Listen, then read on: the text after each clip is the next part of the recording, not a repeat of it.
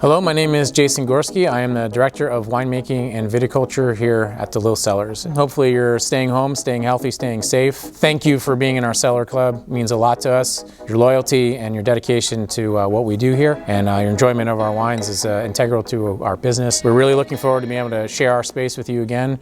But until then, I'm going to take this opportunity to walk through the wines in the April selection, enjoy them virtually with you until we can welcome you back safely in our new tasting room here at Hollywood Station.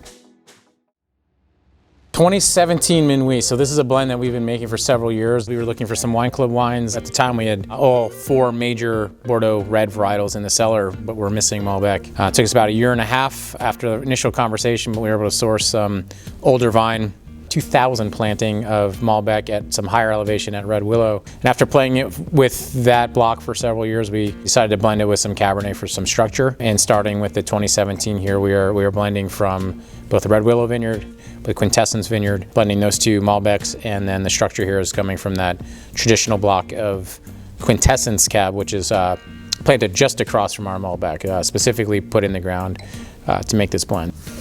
Right away on the nose, you get those nice blueberry characters that are very consistent with Malbec. A significant amount of this Malbec was actually on the skins for 4 to 6 times the normal amount of time on skin.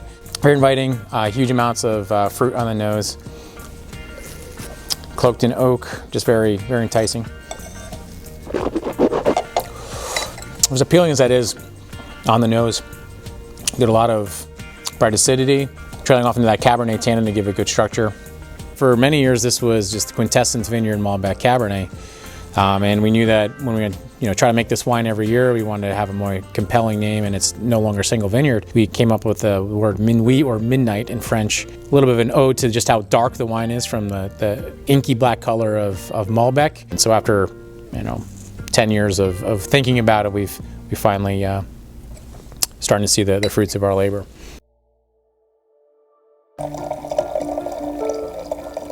On to the 2017 D2 here. A lot of baking spice going on here, a lot of wood smoke, great red fruits and blue fruits sneaking in here. We've got a good amount of blueberry to go along with some anise, red currant. Good amount of herbs.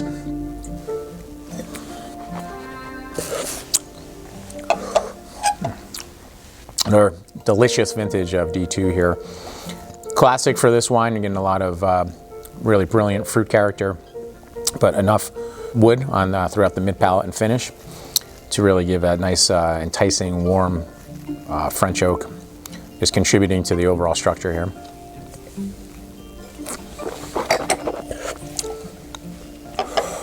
So that's absolutely delicious, approachable wine right here. We have a great dollop of red fruit from the Merlot here, rolling into some blue and purple black fruits from Cabernet. Very nicely fruit forward, great acidity through the mid palate. I had to wait a couple seconds to start talking. My mouth was watering so hard. And some great structure from Cabernet here and cloaked in oak. So they're sort of the calling cards for D2. Very approachable, especially with some air. This 2017 is really starting to come into its own.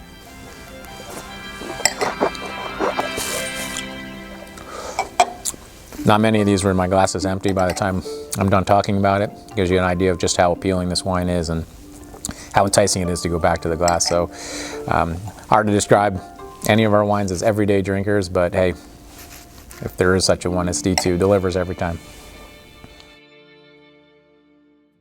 17 Doyenne.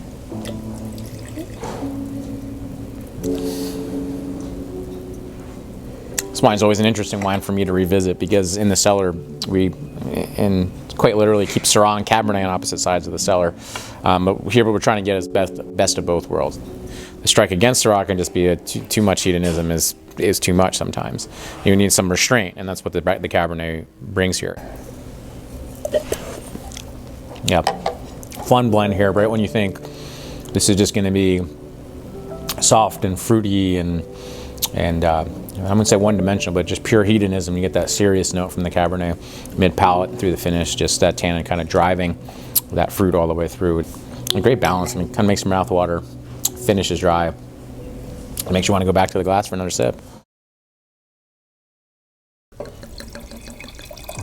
Moving on here, we have our 2017 Shaw Vineyard Cabernet. This is 100% from one single block of Shaw Vineyard on Red Mountain. I brought this into the cellar first time in 2013 and just could tell it was sort of a different creature. Very opulent, very fruit forward, just absolutely hedonistic wine. It doesn't necessarily fit the style of DeLille to a T, but it has been absolutely brilliant in the cellar. A little different take on what we can do with Red Mountain Cabernet. Getting all those cassis aromas and fruit medley that you'd expect from great Cabernet. Makes your mouth water. Is a nice savory, restrained element here. So on the entry, lots of powerful, delicious Cabernet fruit, very quickly giving way to some dustier tannin mid-palate and through a nice, big, strong, grippier finish. There's just enough restraint here for how opulent and delicious this wine is. So smelling and tasting this beautiful 2017 Harrison Hill. Always struck by the light color here. This wine always gains power both in structure and depth, but also in color as it's in the barrel and in the bottle. Super intriguing nose. This is the wine I would say most people blind would have no idea where this wine comes from. It smells very old world. We got a lot of sandalwood, aged leather almost. Very exotic spice. I'm just getting that hint of cassis that lets you know it's a Bordeaux varietal. Just super intriguing to get to this glass. You're getting a lot of very well integrated oak here. Good wood smoke, a little bit of charcuterie or campfire. Just licorice just jumping out of the glass.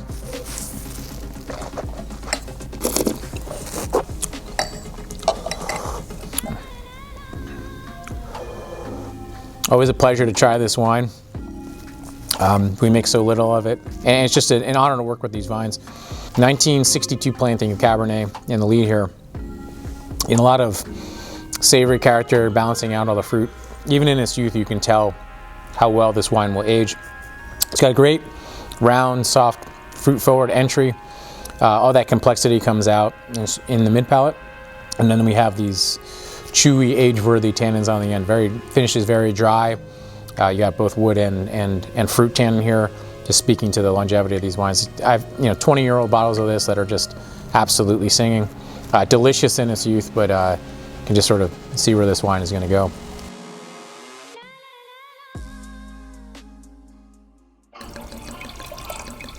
Enjoying our 2017 Chaleur Estate, our flagship founding wine, Cab dominant, 65 Cab, 25 Merlot, balanced Cab Franc and Petit Verdot.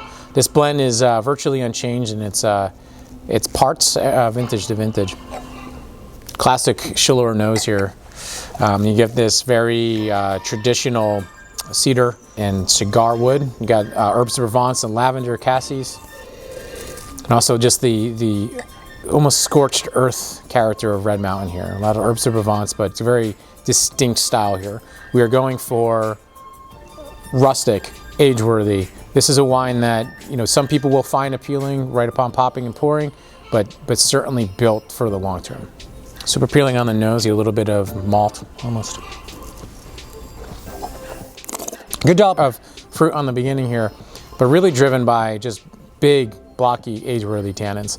Starting at the end of the attack all the way through a very long, intense, prolonged finish. Just a very savory, enjoyable wine. It just calls out for food right away. It also calls for a little bit of patience. This wine will absolutely reward popping the cork. Every day's a reason to celebrate. You don't need to look too hard, but this wine will definitely continue to improve for probably 2 decades or more.